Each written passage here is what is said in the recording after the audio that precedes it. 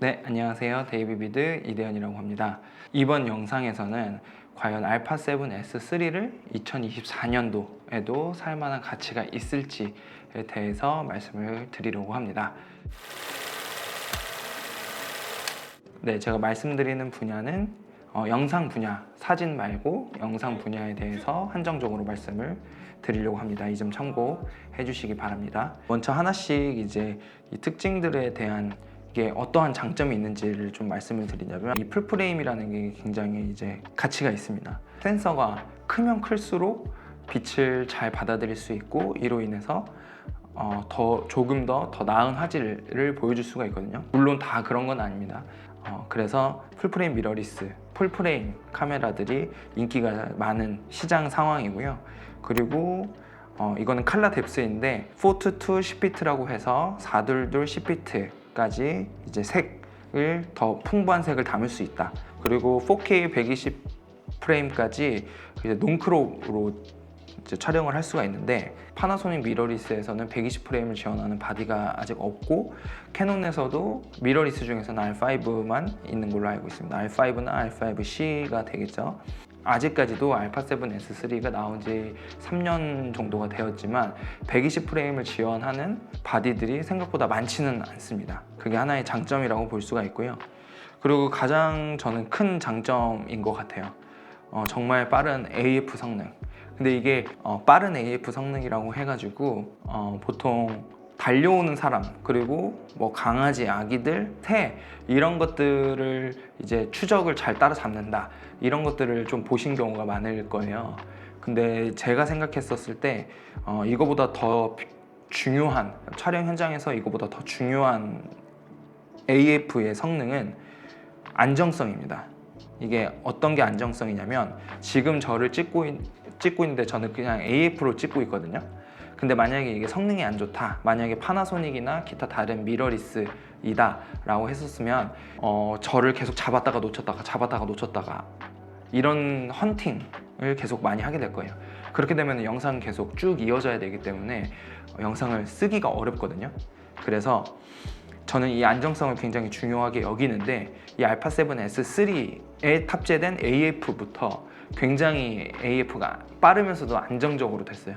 그래서 얼굴, 특히 눈을 계속해서 잡으면서도 제가 이렇게 앞뒤로 왔다 갔다 했었을 때 자연스럽게 따라다니는 이 AF는 정말 영상에 있어서 되게 큰 혁신이라고 볼 수 있을 것 같습니다. 지금 다른 AF들이 이제 계속 좋아지고 있다라고는 하지만, 파나소닉 S5 마크 2 같은 경우에는 제가 촬영된 것들을 다른 감독님들 통해서 몇 번 봤어요. 갑자기 놓쳐버리면서 블러가 확 그냥 포커스 아웃 되게 심하게 되는, 조금 놓치는 정도가 아니라 그냥 살짝 안 맞았네 정도가 아니라 그냥 갑자기 못 잡아버리면서 이제 갈 곳을 잃어버린 거죠, AF가. 그러면서 그냥 완전히 포커스가 아웃돼 버리는 현상이 되는 걸 목격을 했었고, 그리고 캐논에서도 제가 C70으로 촬영된 프로덕션의 그 결과물들을 봤었을 때, 강의 영상이어서 뭐 납품이 못할 정도까지는 아니지만 그래도 AF가 확 놓쳐버려서 그냥 포커스가 완전히 나가버리는 그런 현상들을 좀 목격을 했었습니다. 근데 이 소니 카메라에서는 제가 벌써 2년 반 정도를 사용을 하면서 그런 경우를 한 번도 겪지를 못했었거든요. 이런 안정성이 굉장히 저한테는 중요했었고, 그게 가장 큰 기변 요인이어서 이게 아직까지도 큰 장점이라고 볼 수 있을 것 같습니다.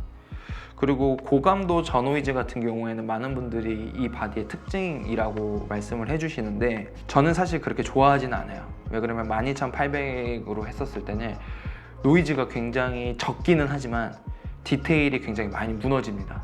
지금 제가 기본 ISO인 640, 최저 ISO인 640으로 촬영을 하고 있는데, 이게 여기까지는 괜찮아요. 640에서는 괜찮은데, 이 두 번째 ISO인 12800으로 올리면은 굉장히 디테일이 현저하게 저하가 됩니다. 그러면서 이제 노이즈 리덕션이 굉장히 많이 들어가는 거죠. 그래서 그렇게 좋아하진 않지만 그래도 조명도 못 치는 저녁을 찍어야 되는 타이밍에서는 그래도 노이즈가 없는 게 나으니까, 네, 그래도 유용하게 쓸 수 있다 정도로 말씀드릴 수 있을 것 같고요.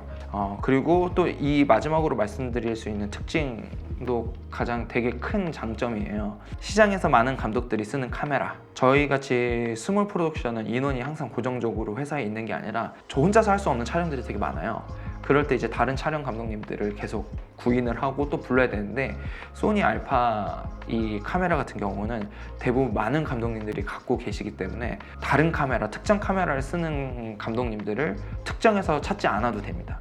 이게 굉장히 협업하고 인원 구할 때, 그럴 때 진짜 빛을 발하는 장점 중에 하나라고 생각을 합니다. 우선 캐논 R5랑 파나소닉 S5 마크 II가 가지고 있는 장점으로는 더 고화소예요. 더 고화소다 보니까 아무래도 선예도라든지 선명도 이런 부분에 있어서는 캐논 R5와 파나소닉 S5 마크 II가 더 우위에 있습니다. 그러지만 캐논 R5의 아쉬운 점은 아직까지 30분 제한이 있어요. 가장 큰 제한이라고 생각을 합니다. 왜 그러냐면 요즘 소규모 프로덕션에서는 한 가지만 하는 것보다는 뭐 강의도 촬영할 수도 있고, 그리고 뭐 중계도 촬영할 수 있고, 스케치도 촬영할 수 있고, 뭐 소규모 바이럴도 촬영할 수 있고, 되게 다양한 분야들을 계속 많이 투입을 하면서 촬영을 해나가야 되는데, 30분 넘어가는, 한 테이크에 30분 넘어가는 촬영들이 은근히 되게 많거든요. 근데 그거를 못 한다는 거예요. 그러면 R5 같은 경우에는 만약에 예능 촬영이다, 뭐 30분 넘어서 1시간씩, 2~3시간씩 찍어야 되는 촬영이다 라고 했었을 때 30분마다 현장에서 저희 잠시 카메라 끊고 가겠습니다 30분마다 계속 이 말을 해줘야 되는 거예요. 그렇게 되면은 영상의 흐름도 끊기고 주변 사람들도 굉장히 좀 지칠 수가 있거든요. 그래서 30분 제한은 정말 큰데, 30분을 제한이 아직까지 있다는 거 좀 영상 기기로서는 저는 탈락이라고 생각하고요. 그리고 HDMI 포트가 마이크로 타입입니다. 풀사이즈의 HDMI 포트가 아니라 조그마한 마이크로 타입이어가지고 조금만 건드려도 신호가 날아가기도 하고 끊기기도 하고, 그리고 저는 HDMI의 그 꽂는 선이, 그 단자가 부러지는 경우도 굉장히 여러 번 있었어요. 그래서 저는 너무 추천을 하지 않고, 그리고 그러면은 HDMI 포트를 잘 안 쓰지 않나? 라고 생각하실 분들도 있어요. 상업 촬영 현장에서는 굉장히 이미지 확인, 그리고 색감, 그리고 현장에 있는 현장의 이미지가 어떻게 담기는지를 확인을 잘 해야 되거든요. 왜 그러면 돌릴 수가 없잖아요. 그래서 이미지 확인을 진짜 꼼꼼하게 체크를 해야 되는데, 지금 여기 카메라 미러리스에 달려있는 LCD 모니터는 굉장히 조금해서 잘 보이지가 않아요. 그래서 놓치는 경우들이 많습니다. 최소 5인치나 7인치 정도의 모니터를 현장에서는 달아서 당연히 쓰게 되는데, 그럴 때 굉장히 불안해요. 저는 마이크로 HDMI다 이러면 한번 써본 경험이 있고 되게 힘들어 했었기 때문에 웬만하면 진짜 거르고 있는 편이어서 캐논의 R5가 궁금하고 한번 써볼까 싶다가도 이 두 가지 단점들 때문에 못 쓰고 있습니다. 당연히 α7S3에서는 두 가지 30분 제한 없고, 그리고 풀사이즈 HDMI입니다. 그래서 편안하게 쓰고 있습니다. 네, 그리고 파나소닉 S5 마크 II의 아쉬운 점은 크게 세 가지가 있습니다. 첫 번째는 4K 120프레임의 부재입니다. 4K 60프레임만 있어요. 파나소닉 S5 마크 II에는. 그리고 파나소닉 S1도 그렇고 S1H도 그렇습니다. 그리고 60프레임만 있는데, 60프레임도 사실 저는 그래도 꽤 충분하다고 생각을 해요. 저도 120프레임까지는 잘 쓰는 편이 없고 거의 60p로 대부분 쓰는데, 안 좋은 점은 크롭이 너무 많이 돼요. 1.5배 크롭입니다. 그래서 지금 이렇게 촬영을 하고 있다가도 그냥 바로 바꿔서 고속 프레임 촬영을 할 때 1.5배 크롭이 되기 때문에 화면을 계속 이어서 찍는 게 아니라 바꿔줘야 돼요. 위치라든지. 그래서 그런 것들이 굉장히 조금 아쉬웠고, 그리고 요즘에 그래도 4K 120프레임 되는 카메라들의 선택지가 꽤 있거든요. 소니 α7S3와 뭐 FX3, 그리고 뭐 알파 6700도 있고 FX30도 있고, 캐논에서는 C70도 있고, 그리고 네, R5도 4K 120프레임 촬영이 가능하고요. 그런데 파나소닉에는 전혀 120프레임이 없다 보니까 그 점이 굉장히 아쉽고, 그리고 여전히 AF가 아쉽습니다. 파나소닉 S5 마크 II에도 외상차 AF가 들어가서 많이 개선되었다고는 하지만, 그래도 아직까지 신뢰성 있는, 그리고 계속 잡고 있는 거에 대해서 조금 약한 모습을 보여주는 것 같아요. 저는 파나소닉을 선택을 안 했습니다. 그래서 계속 S3를 쓰고 있습니다. 네, 그 다음으로는 그러면은 궁금해하실 것 같아요. 근데 벌써 나온 지가 3년이 되었는데 알파 7 S4가 이제 나오지 않을까? S3 2024년에 사도 괜찮을까?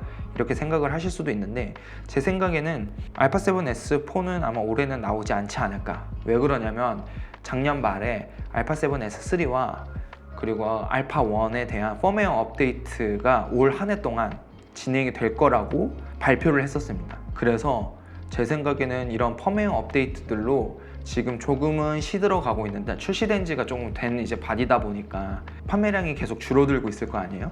그래서 아마 그 판매량을 이어나가기 위한 판단이지 않을까 해서 아마 올해는 차기작이 나오지 않지 않을까 라고 생각을 합니다. 이건 제 생각이기 때문에 바로 다음 달에 이 영상 올리고 바로 다음 달에 발표가 있을 수도 있어요. 네, 여기까지 제가 왜 2024년에도 계속 알파 7 S3를 추천하고 저도 쓰고 있는지 제 개인적인 의견과 그리고 제가 현장에서 이 카메라를 쓰면서 느꼈던 점 그리고 다른 감독님들의 그런 사용 후기 이런 것들을 바탕으로 종합적으로 한번 말씀을 드려봤습니다. 이 영상이 도움이 되었으면 좋겠고 여기까지 하겠습니다. 감사합니다.